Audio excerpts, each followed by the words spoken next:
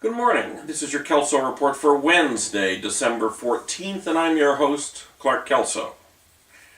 We have 4 one-liners for today. We begin with environmental law and CEQA.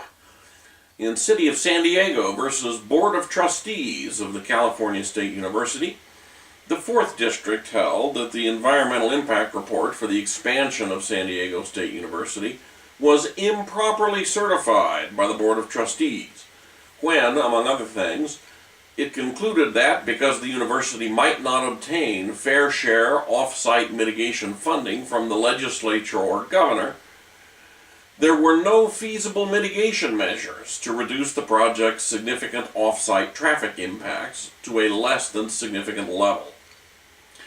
Based on that conclusion of infeasibility, the university had adopted a statement of overriding considerations in approving the project. The court held that under the California Supreme Court's decision in City of Marina versus Board of Trustees of California State University, it was error to assert that mere uncertainties in future appropriations constituted infeasibility. And in particular, the EIR had erroneously assumed that CSU could pay its fair share of mitigation costs only if the legislature specifically appropriated such funding. Well, that assumption simply was not accurate, according to the court, since the CSU could draw on other revenue sources to make the fair share payments. The court sent the project and the EIR back to the university, this is for the second time now, for additional work. Next, in the area of labor law, this is the follow-on case, in Sullivan versus Oracle Corporation. The Ninth Circuit dealt with the remaining open issues in a case involving allegations that Oracle violated California law by failing to pay certain Oracle training employees for overtime under California's labor laws. Now, you may recall that back on June 30th of this year, the California Supreme Court answered 3 certified questions from the Ninth Circuit in this case dealing with choice of law issues. First, the California Supreme Court held that California's overtime laws do apply to non-residents who perform work in California for a California company. Second, the court held that Section 17200 of the Business and Professions Code also applies to such work.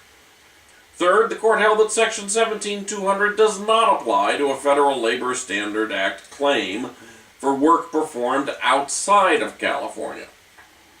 Well, on return to the Ninth Circuit, Oracle argued that applying California's labor laws in these circumstances violated due process and the Dormant Commerce Clause.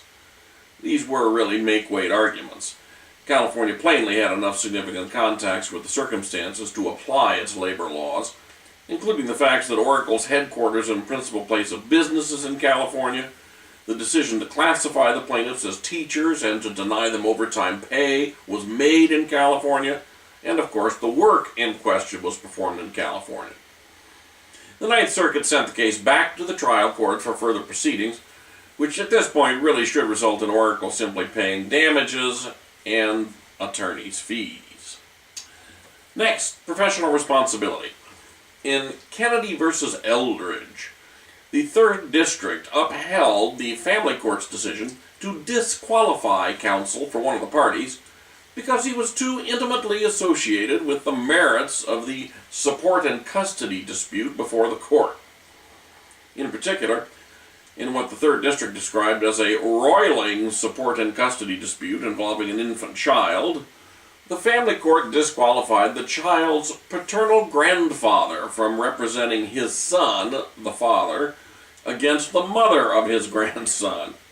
All in the family, apparently.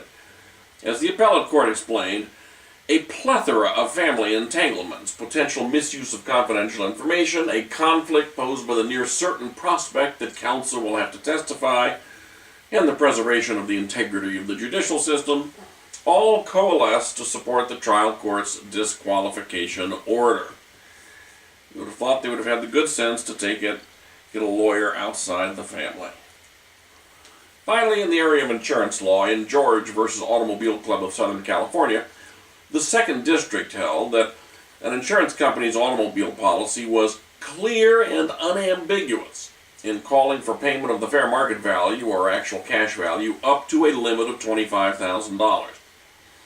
Given this clear language, the appellate court affirmed the trial court's order dismissing the complaint on defendant's demurrer without leave to amend.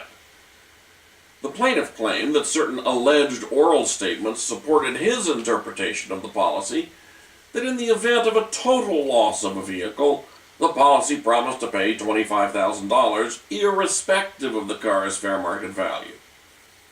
Well, the courts considered the alleged parole evidence, but decided that the policy language was so clear and unambiguous that the allegations of parole evidence did not even create a fact question. That's it for today's Kelso Report. Have a great day in the law.